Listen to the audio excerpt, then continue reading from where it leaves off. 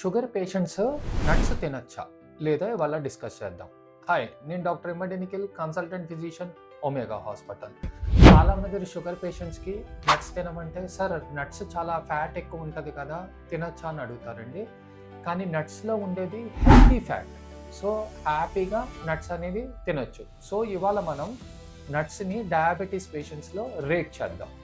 Sir almond 10 out of 10, పిస్తా 9.5/10, walnut sir 9/10, peanut 8.5/10, honey nut sir 8/10, cashew sir 7 to 7.5/10.